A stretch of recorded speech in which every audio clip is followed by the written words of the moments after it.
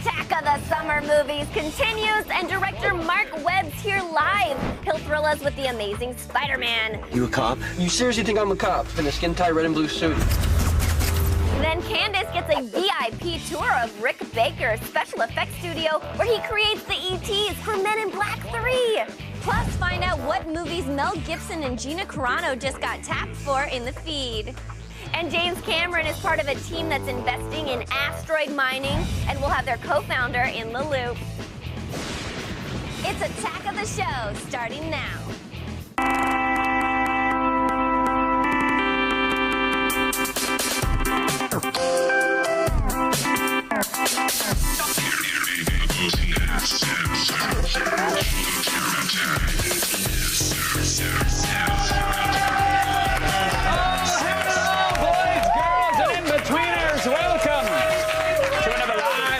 Show. I'm Kevin Pereira. It's so good to oh my God. It is wonderful to see you, Mr. Pereira. I know it kind of hurts my hand. Thank you. It's well worth it. I'm Candace Bailey. It is Attack of the Summer Movies, brought to you by Dr. Pepper, and we are coming to you live. And it's a big day for Candace Bailey. She was already crap-faced at work earlier this morning. I wish I could say the actual term, but you were pretty messed up. You were poop-faced. I stepped in poop earlier today. Oh, this wasn't a rampant alcoholism thing. This was actual. Go ahead. I'm sorry. I stepped in poop, as I was saying, and I took my shoe to the bathroom to get it off, and it was kind of a floppy shoe. It was my flat, and I had my shoe, and I was taking paper towels and going like this, and then all of a sudden the shoe flung back and hit me in the face. So I had poop face. I had to pee around my face later. It was really gross. Big Tuesday for Candace Bailey. That's why we love her. And other poop-related news, because we're starting the show off in class. Yeah. I don't know if you saw The Voice last night, but CeeLo had a bit of a gas attack. I didn't see it. It like shut down their show for 5 minutes. It was amazing. But the beautiful thing was people gathered in cubicles this morning up in the little G4 headquarters to watch with fervent anticipation CeeLo fart on The Voice. How loud was it? We didn't actually hear it. We only saw the reaction. There's got to be a clip of that somewhere. Well, apparently they dropped the audio out for the West Coast feed or something like that. So we're on it. We're looking for CeeLo's. His loud toot. His loud toot. CeeLo tooted. It was like watching the launch of the Challenger. People were all gathered around. They were so excited to see what was going to happen. It was really pretty ridiculous, actually. That's hysterical. So thank you, CeeLo, for that. Yay. You know, I'm very excited today because we have Mark Webb on the show. Yes. Very excited. I just got to see like a couple minutes. I'm so jealous. I know you disappeared, and I was like, I got to see some of the Amazing Spider-Man before you did. I'm just saying. I'm not. Unfair. It'd be a humble brag, but I'm not humble about it. I'm better than you because I saw it and you haven't. Hey, should we watch some clips? I think we should. Maybe Run down some things on the web. Yes. Speaking of, how about some film things? Actually, we're checking out some more homemade flicks in our summer movie remix.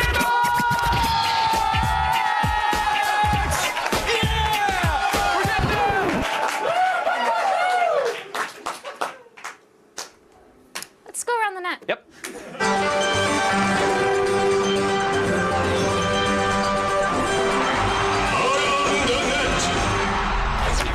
Yes, sir.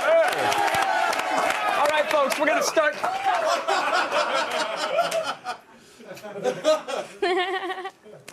Things were working so well when we were just sticking to poop jokes. We're going to start things off today with a bit of crass commercialism from surrealist director David Lynch. Here is footage from his 1986 neo-noir landmark Blue Velvet, as appropriated by the Pabst Brewing Company. What kind of beer do you like? Heineken? That Pabst Blue Ribbon! I've got Pabst Blue Ribbon on my mind. More and more lately I find I've got a taste for living. I'm thinking cold blue ribbon. I've got Pabst Blue Ribbon on my mind. It got blurred. It got blurred. Oh, yeah, made it blurred out. It's weird. When David Lynch saw this, he actually set a midget on fire and he put a record on backwards and then slowly ate a rotten peach. It was really odd. So does that mean you liked it? Nobody knows. No idea. Tough to tell. He did film it. It got 1 million hits on YouTube, so Hey! congrats to David. It'll be a feature length soon. All right, we're the only two that are proud of him. Yeah! It's okay. You don't have to lie. We were all here. We know that it didn't go over. Woo! But now let's talk Predator. How about that? Yeah, let's do that. We'll feign excitement for Predator. She's a proud parent at a t-ball game for everything that's being said. That's my kid, yeah! Predator, yes, Predator. The 1987 action flick is one of Arnold's finest cinematics works. But I always feel like it's missing something. Like an epic Broadway-style musical number? Yes, just like that. And fortunately for us, John and Al Kaplan agree with me. I don't know what it was. The jungle came alive. Go on. It happened very fast.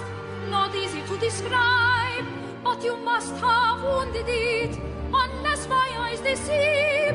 When the big man was killed, its blood was on the leaves. If it bleeds, we can kill it. She discovered the key. There is proof we can wound it. So repeat after me. If it bleeds, we can kill it. If it bleeds, we can kill it. Yeah, now take a stand. Here now, take a stand. We can bring down this beast. We can bring down this bastard. If we stick to the plan. If it bleeds, we can kill it. Something's out there. If it bleeds, we can kill it. Waiting for us. Hilarious. I always feel bad when I watch that movie. The poor Predator was just on vacay, trying to have a good time, blow up some steam, see the sights. But he was collecting human skulls, Yeah. Candace. They're called souvenirs, Kevin. What? Like tiny spoons, snow globes, and baby scalps.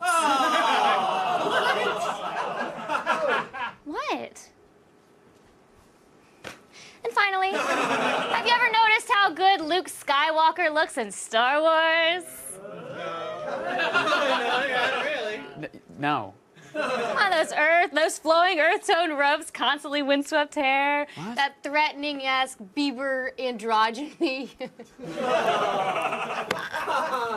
I was going to let you slide. I was going to let that one go through. Oh, But, can we go back? Can we yeah, go we back? can certainly go back. Let's go back. All right. And we'll take Candace to single, please. Take two, All right, y'all. this is Take Candace two. Bailey Bieber joke. Take two in 3, 2, we're live. You know, those flowing earth-toned robes, constantly windswept hair, that unthreatening Bieber-esque androgyny. Oh, unthreatening Bieber-esque androgyny. No!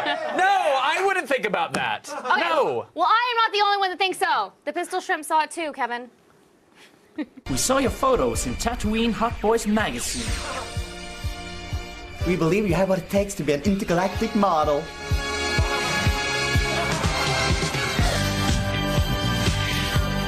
I've heard that a lot of these ships have tan beds. Not this ship, sister. Hey, I might be a model, but don't call me a sister. It's not funny. It is for me, sister. Yeah, look down. Beautiful. Look back up. Oh, yeah. Yeah, you got it. You're a model, all right. And Model of the Year, Luke Skywalker.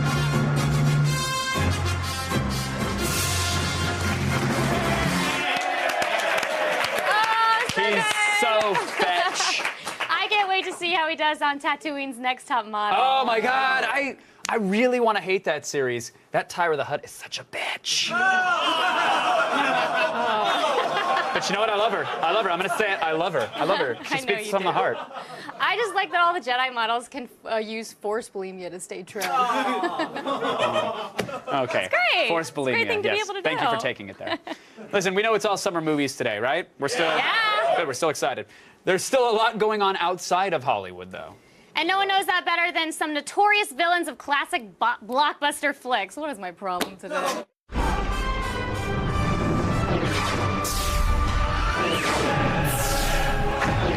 Welcome back to the 2012 Supervillain Primary Debate. Our topic, the economy. Let's begin again with our frontrunner, Lord Vader. What would you do about rising unemployment? My economic policy is simple.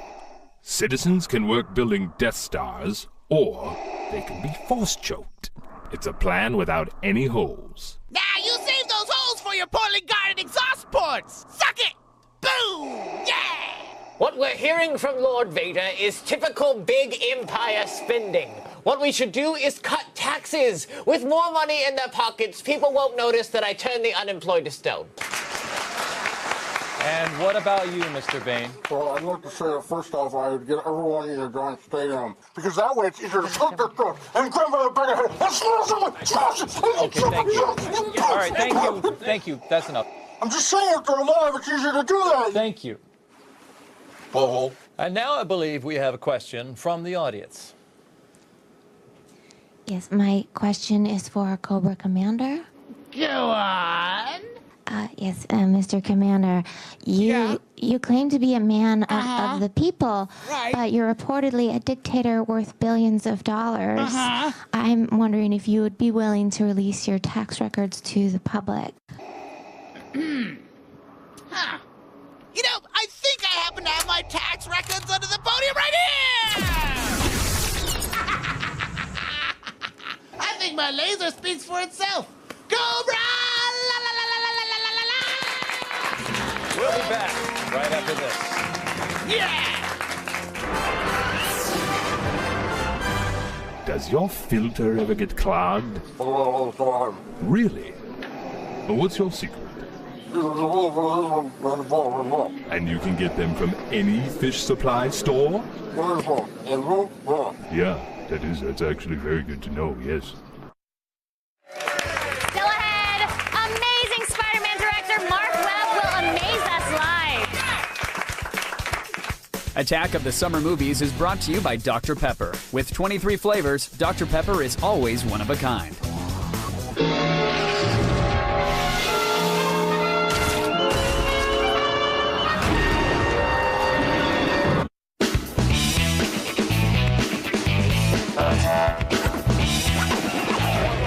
Hey folks, Mark Webb is here. Welcome him with applause and noise.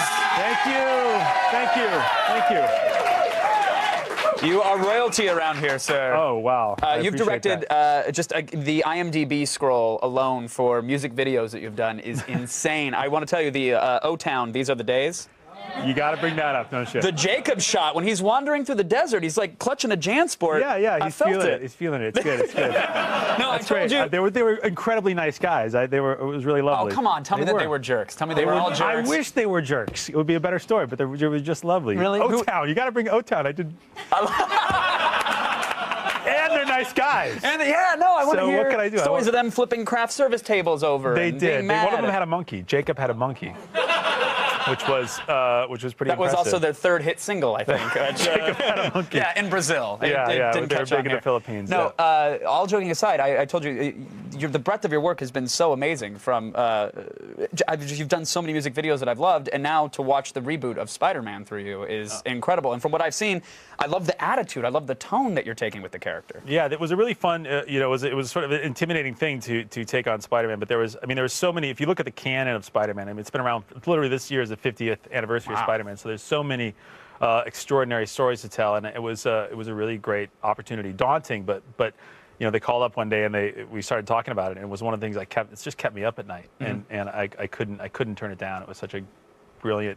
There's so many great possibilities for that character. When that phone call comes in, do they say, okay, you can press the reset button and do what you want, but here are the parameters and the guidelines, or do they give you carte blanche? Yeah, no, there's very important iconic elements about Spider-Man, which just had no interest in altering. Like, he gets bit by a radioactive spider, and Uncle Ben's death and that sort of thing. And in the new one, it's cell phone radiation, right? That's it is cell phone radiation. Yeah. All the bees die. God, he used a Bluetooth. Yeah, if Peter Parker just used a Bluetooth, he'd be fine. Yeah, that's exactly right. Then, so yeah, but to me, like, there was something that had always interested me about Spider-Man, is like what happened to his parents, and that was, I mean, if we've seen the origin of Spider-Man before, we haven't really seen the origin of Peter Parker, and I think there's a lot of stuff to tell there, and so we created a universe based on that started off with that, and his adventures emerge. One day, he's sort of stumbling around in his basement, and he finds his suitcase. and he opens it up, and the things he finds in there, it's his father's suitcase, leads him on an adventure, a journey. Right, because some old science docs and an old photo or two, and maybe a vial of Brill cream. Yes, there's I don't know some what Brill else cream. an old man would The keep in a Adventures of suitcase. it's the Brill cream trilogy. I knew it. That's the secret ingredient. Yeah, exactly. Fanboys will love it. But I love that when I talk about the attitude of the character, it's this Peter from the clips that I've seen almost embodies the positive aspects of almost an internet troll. I'm going to call BS on you, and then I'm going to back it up, and these people deserve it. Yeah, absolutely. Well, Andrew, when he was doing some press recently, he had a really great insight. He's like, when Peter Parker puts the mask on, it's very similar to this idea that when you're on the internet posting comments and you can be as anonymous as you want, and that's a very empowering feeling. And he's sort of the ultimate. He's the ultimate. He's the troll. ultimate internet troll. He can back it up. He can back it up. Yeah. I hide behind my Twitter kitten avatar, but he can put on the mask and go destroy people. That's and he the can do it difference. physically too. Yeah, which is a great power, but he has to learn how to focus that. Right. It comes with great responsibility, I hear. So I hear. Yeah, I've been told. So I hear. This red epic camera that you got to film with, you stole it from a group of hobbits. I'm really impressed that I did steal it from a group of hobbits. That your viewers would be interested in that. It's very technical stuff, but it was really important for us. Yeah, The Hobbit. We started shooting around that time, and in order to shoot in 3D, which we were very careful, we wanted to create this and generate this authentically and legitimately in 3D.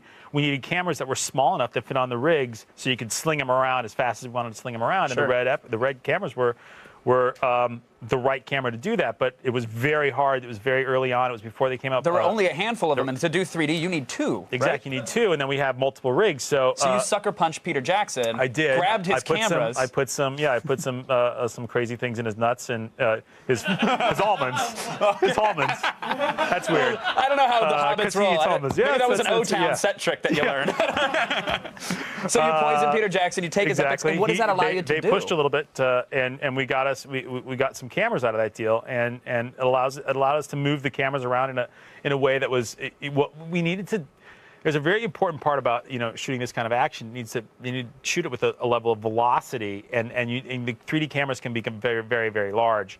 And so we need these small dynamic cameras to mount on rigs that could fly through the air and run through the streets at a certain pace, and that allowed us to do it. And I love that it's a nice blend of that blue screen and CG and traditional camera work. Yeah, that's what makes it look so particularly real. at the beginning of the movie, we tried very hard to shoot things practically in camera. Like we built this rig in New York under this overpass under the Riverside Highway near Columbia, and we built these traveling rigs. Andy Armstrong, who's our stunt coordinator, and their team, and they rehearsed for months, and they built these rigs that would sling Spider-Man, over 200, 300 feet, and it happens really quickly on screen, but it took months and months of rehearsals and designing, and the engineering feat of it was really, really pretty extraordinary. And for tinkerers, I think most directors are tinkerers. It was so exciting to be a part of that, and I would forget to yell cut sometimes because it was like, this is so cool. The director's cut is 45 minutes of just feet and talking about, wasn't that shot awesome? Yeah. That's what you're going to have. High-fiving everybody. Exactly. Yeah. Jacob was there with his monkey. It was really, as long as really they're chest great. bumping in celebration, I'm happy. Well, look, from what I've seen, the hard work paid off, good sir, because it looks absolutely incredible. I cannot wait to see it when it's finally completed. But I'm sure you have a lot of restless nights ahead of you. Yes, getting it together. Yes, there's new footage coming out. There should be a trailer out in front of the Avengers this Thursday. Awesome. They'll be coming watching. out. Yep, I hope so. Great movie, great space for a trailer, and then online too as well. Awesome. Well, once the trailer's done, you guys can leave. You can talk about Avengers later. Yeah. All right. Thank you so much. Really appreciate coming on. Appreciate it. Thank you. Mark Webb, everybody. The Amazing Spider-Man opens on July 3rd. But now, over to Candace Bailey. Kevin? Still ahead, special effects makeup wizard Rick Baker shows us how he brings werewolves, aliens, and Grinches to life. And later, we find out just how real Michael Bay's Armageddon might be from a real expert on asteroid mining, y'all. Stick around. Oh, hey, Mark. Oh, hey, Sarah. How you doing? Thanks for coming on the show. Thank you. Thank you. I really can't wait to see Spider-Man. Me neither. Okay. See ya. Bye.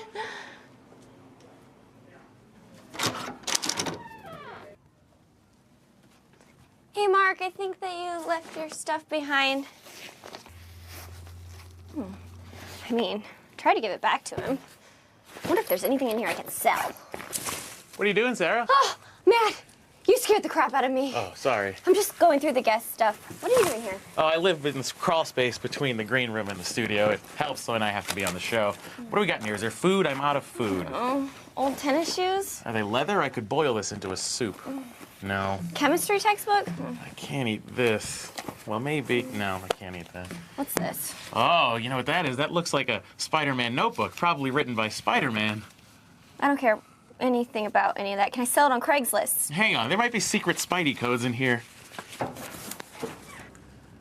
Hey, I just needed to get my my things. Yeah. Oh. Is that yours? I wasn't sure. Yeah. That was Chemistry your textbook. stuff.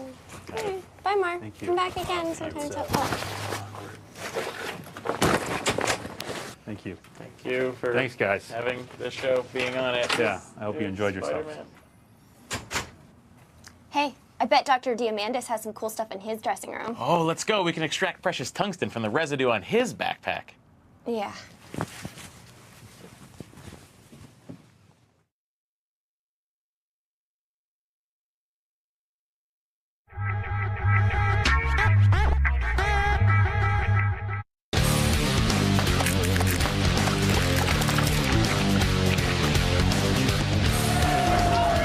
Alrighty, my next guest founded the X Prize, has taken people to the International Space Station, and now wants to start mining near-Earth asteroids. And yeah, you thought you were on top of things today because you took out the recycling.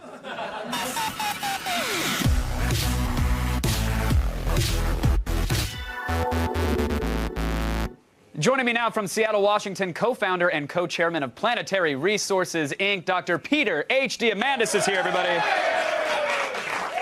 All right, so tell us, Doctor, what are your demands? Please just give us your demands. This sounds like a setup. This has got to be viral marketing for Armageddon 2. First of all, your name is Dr. Diamandis, and your company is Planetary Resources, Inc., and you want to mine asteroids? Where's your hairless cat? Pet him for me. What is taking you to asteroids, Dr. Diamandis? What are you hoping to find there? Yeah, so, you know, we've entered a day and age where we actually have the technology and we've got the capital and we've got the ability to actually build private spacecraft that can go out to the asteroids and begin to mine them for precious metals, minerals, and ultimately water, which is rocket propellant to carry us out into the cosmos. You know, it's today we take all of the fuel with us when we go from the Earth to orbit and from orbit to Moon and Mars. In the future, we're going to go out there and actually go and find carbonaceous chondrites, these asteroids that have 20% ice water on board, use the energy of the sun to actually break that down to hydrogen and oxygen and create fuel depots, which is really the very first product we're going after is water as fuel. It's worth $20,000 per liter. You thought gas prices were high here in in America. Well, when I heard you were bottling space water, I thought you were going after Fiji and sparklets. I thought, well, this is going to be the next trend in the club. But yeah, now it makes sense as interplanetary fuel. But even when you talk about the resources, there was something, I can't remember if it was platinum. You were saying that a single asteroid could contain more titanium or platinum than has been mined in the history of our planet. Like a single asteroid could have that much on it. Yeah, pretty amazing. So what people don't realize is that there are literally millions of asteroids out there, rocks ranging from small to a kilometer in size. We're worried about the big ones always potentially hitting us. But a number of those, thousands of them, around 9,000 that we know of, are near-Earth approaching asteroids. They come near the Earth and Moon system. That represents just a small fraction of the ones out there. These are the ones we know about.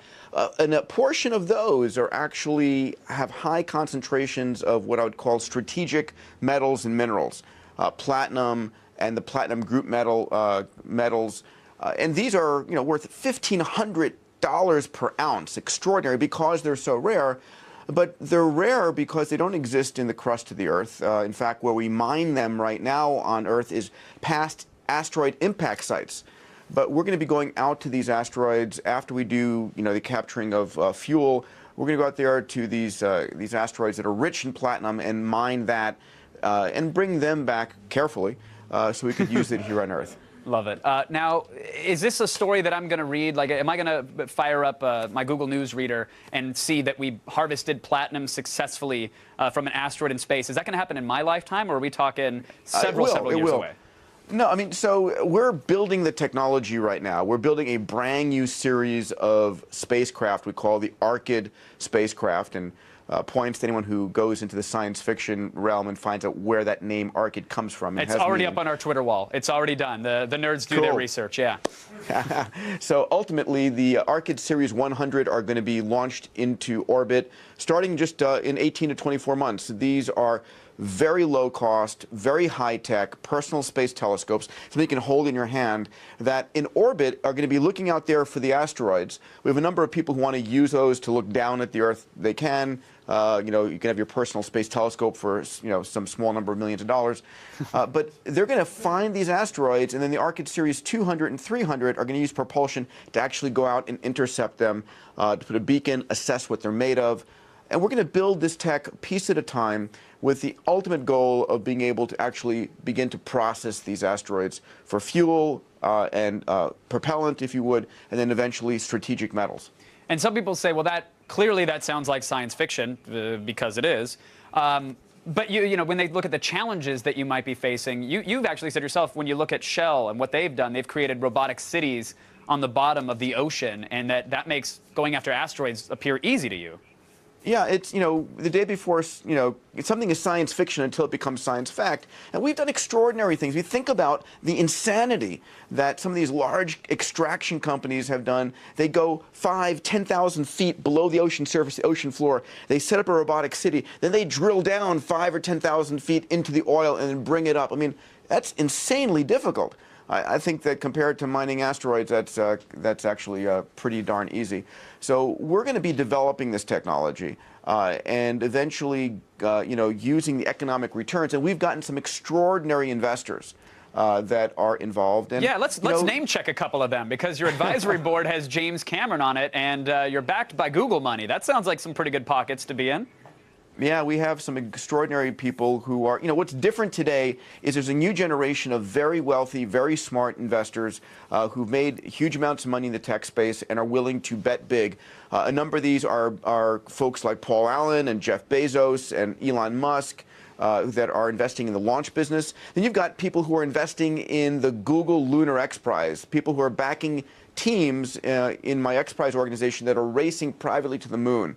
So a lot of people going after that, and then those who are backing us on our mission to the asteroids. Peter, let me ask you this. When this happens, because I do believe you. I don't think this is an if. I believe that this is a when. The technology's here. Clearly, the money's to be made there. This sounds like it could be the next gold rush to me. And when do we wander into issues of, well, who calls dibs on what asteroid? Or does it just become a crazy race to space resources? So it is going to be, in one sense, a space rush, a gold rush. But ultimately, there's so many resources out there, really in near infinite quantities. I think that we're going to be working, we're a U.S. company, we'll be working with NASA. In fact, NASA just released a statement saying that this is fully in line with their space policy and the administration's goals. So we're going to be, you know, NASA is going to be a very important customer to us. We want to work in a private-public partnership where we can invest very high-risk money to buy down the cost and then partner with NASA, provide them fuel, provide them science data, and go out there. But we'll be creating the rules and regulations that allow this to happen. It's, you know, like creating the land rush, the gold rush. Ultimately, the willingness of our investors to invest is there's going to be an economic return and to bring about a world of abundance where we all have access to these resources. Sign me up, Peter. It's a bold vision, and I can't wait till you achieve it. And in the meantime, one last question. We're out of time, but can you bring me to space? Can you just? We can. Can you get me up? Can I go in one of those little things where I get the zero gravity? In my pocket. Just come on. Yeah. I know you got a fleet of ships. I just want to. All right, we'll talk later. Thank you. Dr. Peter H. Diamandis from Planetary Resources, Inc. You're a phenomenal human being, sir. It's a pleasure to chat with you, and I wish you the best of luck with your endeavors. Thank you for keeping us in the loop. But now, let's go over to Candace Paley. Thank you, Kevin. Makeup is a He has a ship that could just get me right up just to the tip of space. I could see the curvature of the Earth and just float a little bit. Go. He could just Makeup is magical. It can make you believe in werewolves or zombies, or even that celebrities would put on a lot of weight for a role. His resume reads like an almanac of the coolest creatures ever on film. From these guys right here to all 3 Men in Black movies, the list goes on. And I had the pleasure of sitting down with Rick Baker and discussing how he brings these characters to life. Rick Baker's humble beginnings started in his mom's kitchen, baking foam rubber masks, and has grown into Cinovation Studios, where Hollywood's elite seek him out when they need the most lifelike makeup or prosthetic. There is no creature he can't create. Okay, Rick, we are in your display room, which is easily the coolest display room I've ever seen in my life. Can you tell me how you got started in your career? 60s was a real monster craze. We all saw the same movies, and we all read Famous Monsters of Filmland, and that magazine actually educated us about the fact that people worked on films and did things, and there were people that were makeup artists that actually made the monsters. And I started as a hobby. I taught myself how to do makeup and make masks. I was fortunate enough to be able to turn my hobby into a job. I just thought, if I got really good, somehow somebody's going to recognize that. In the 70s, I started doing these low-budget independent films. I got my first film through somebody that I met early on who said, oh, I know a guy that can make something like this. And then from that first film, I got my second film, and it just kind of snowballed. What's your favorite movie you've ever done? Well, Harry, it turns out, we're actually standing here, Harry was one of my favorites. This was made in, I think, like 84 or something like that. Richard Taylor, who's the guy at Weta, who did the Lord of the Rings movies and stuff, he says this is like the high water mark for an animatronic character. This face was a radio-controlled face. Now, CG is all over the place. What is it that makes these stand the test of time? I mean, motion capture, I think they can do some really great stuff. An actor is, covered in a suit with little balls or whatever, and he's on a green screen. He doesn't really know where he is or what he's going to be. When you have a really good actor in really good makeup, you get something that you won't get any other way. For example, Jim Carrey, who's, the Grinch is standing over there. Jim was in makeup for like 92 days. All these hairs are individually put in. It's a lycra spandex suit that we made first. And we dye the hair green, and they're all hand-tied with this little hook that ties these little knots, and they're dyed twice. So is this the actual suit This is one of the suits that he wore, yeah. Really? Yeah. Was he a good sport about it? I wouldn't call him a good sport. Behind the scenes. Yeah, but he really did feel tortured in the makeup, and he did have a very hard time with it. But when the camera was rolling, he would forget that, and he would do really incredible things take after take until he was happy with it. I guess I could use a little social interaction. This is the kind of nutty professor area. And we have Eddie Murphy as Sherman Klump here. This is so realistic. How do you make it jiggles. like, I know it jiggles. Yeah. This was actually for a scene in the movie where he goes to an acupuncturist to try to lose weight. Because this is silicone, it's very heavy. So we made this so Eddie is actually lying on a slant in the table. And so all he had to do is jump in this hole in the table, and we just set this down on top of him. His head inside. Yeah, and his head pops out through here. So the weight is actually, rested on the table. Rick, what is the most labor-intensive job you've ever had? The Grinch was pretty hard. Besides Jim Carrey and all the stuff that we had to do for Jim, we also had 90 people a day in makeup. And every day that one of these guys is wearing these, what we call appliances or prosthetics, those are use once and throw away. Really? When you have 90 people a day in makeup, that means we had 90 sets of appliances for that one day. You're incredible, and your work, I mean, it speaks for itself, but it's so amazing. I've never been in such a cool room in my life. Well, thank you. Thank you. I feel very lucky that, like I said, I could turn my hobby into a job.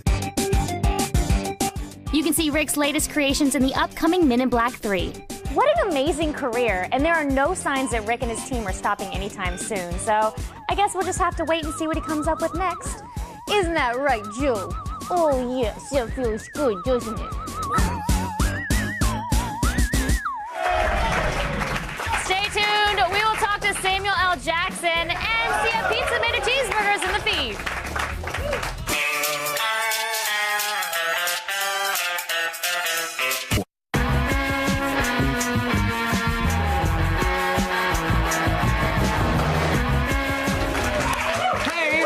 Check in on what the Twitterverse has to say. Let's do it. That movie guy. Thank you. Candace's poop face story. Mark Webb, Spider-Man. Now asteroid mining. Can the show get any better? Yes, it can. Because we give crap away. Yeah, that's right. Just like yesterday, we were giving everyone on the wall pairs of Fandango movie passes. Five pairs? That would be 10 tickets each. Yeah. What? Yeah, way to go, Basic guys. math. You did it. You did it. Oh, that's great. I thought maybe there'd be a sound effect or a cheer or something, but... There you go, guys. You did it. It's fine. I think they're tired today. I'm getting cranky because I'm hungry, and that's all yeah. it is. I'm hungry for some news. Yeah, feed us, Sarah Underwood. Well, I'm cooking up a hot plate of delicious news. Oh, order up. It's time to start the feed. Shut up.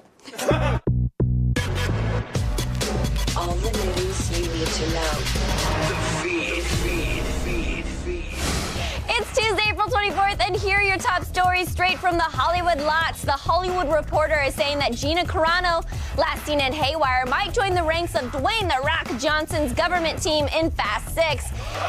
And across Tinseltown, sources say that the one and only Mel Gibson is in talks to bring his signature brand of crazy to Machete Kills, the follow-up to the 2010 Grindhouse film from director Robert Rodriguez. Now, there's no ink on the paper yet, but you can expect to see Fast 6 and Machete Kills when they hit theaters sometime next year. Now, Google is taking aim at Dropbox and Apple's iCloud with a new digital locker service dubbed Google Drive. It includes 5 gigabytes of online storage for free. If you need more space, you can pay $5 a month for 100 gigs, which is much less than Dropbox's $200 annual fee for the same amount of space. Or you can get a whopping 16 terabytes for $800 a month. It's rolling out for all Google users today. Just head to drive.google.com. Now, you like cheeseburgers, right? Yeah. And pizza? Yeah. All right, well, Pizza Hut is doing you and humanity a favor with a new cheeseburger pizza. Oh, you don't believe me, huh? Well, check this out. Hey, watch me. Can I have a cheeseburger? Cheeseburger? Sure. Hail Pizza Hut's royal masterpiece, the new Crown Crust Pizza. Made with perfectly grilled mini cheeseburger gems, nestled in golden crown crusts, topped with beef, fresh veggies, and drizzled with Pizza Hut's special sauce. The new Cheeseburger Crown Crust Pizza. Relish a first-of-its-kind deliciousness. Only at Pizza Hut. Yeah.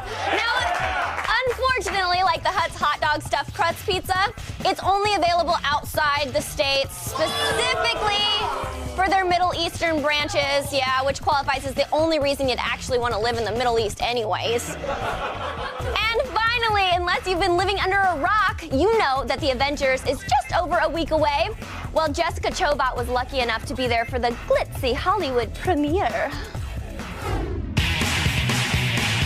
The Avengers premiere, it is almost too good to be true. A huge budget, an A-list cast, and easily one of the most talented directors in the geek world. The fans demanded it, and clearly Marvel has answered the call.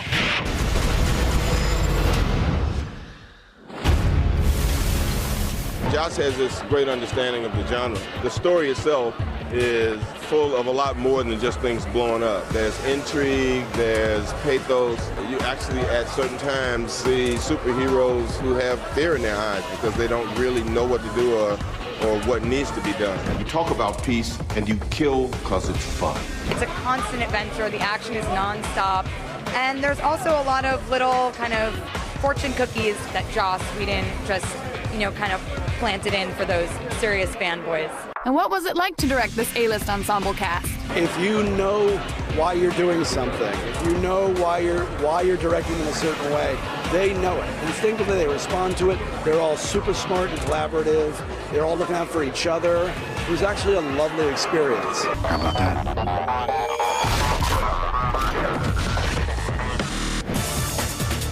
How is this suit different from the other iterations? You've seen it. Sorry, that's on camera. No, awesome. It is great. It is great. Josh had more of an, he wanted it to be more akin to the way the comic book portrayed the suit. The first suit was a bit more utilitarian. It looked like it might actually serve a purpose in a war. The new suit looks a little bit more modern and like I said, a little bit more like Marvel comic books portrayed it.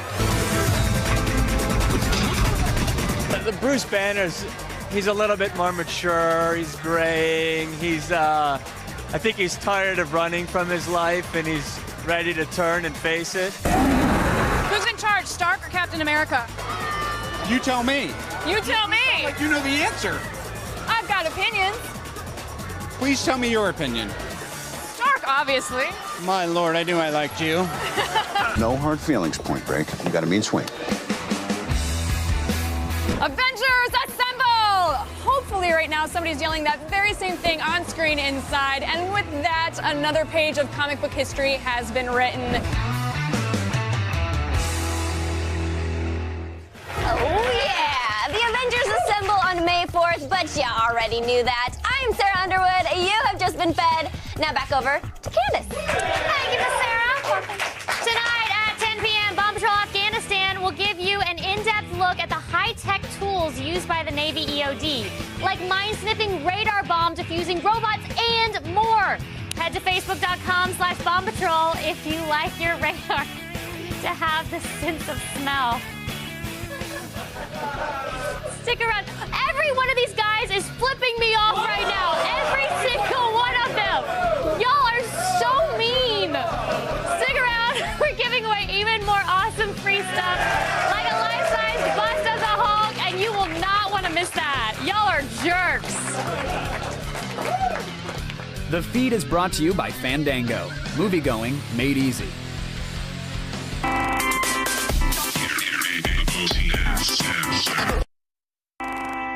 Tomorrow on Attack of the Show. Attack of the Summer movies keeps on rolling, and from the new Adam Sandler, Andy Samberg movie, That's My Boy, Eva Amuri Martino will join us live in studio. Plus, we rate the camera for your cinema masterpiece, Canon's Vixia HD camcorder on Gadgetron. And we'll get the lowdown on the summer's biggest blockbusters from filmmaker James Gunn and Fandango critic Gray Drake in the Loop. It's Attack of the Show tomorrow at 7. Hey, who likes free stuff? You like free stuff.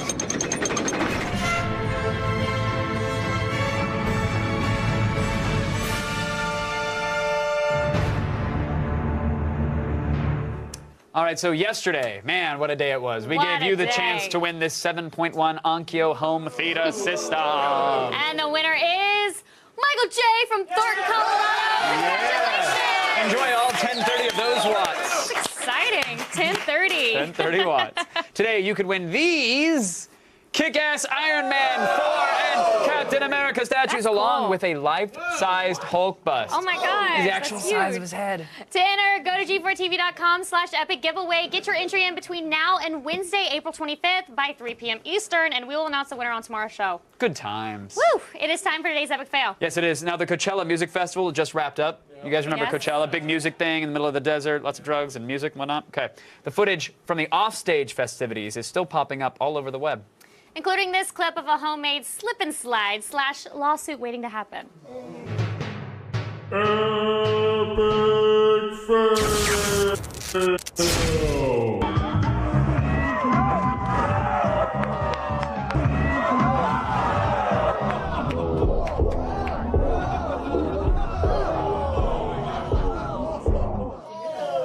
Well, at least our Coachella ended early. You see the silver lining in everything, Candace. try. Fail it.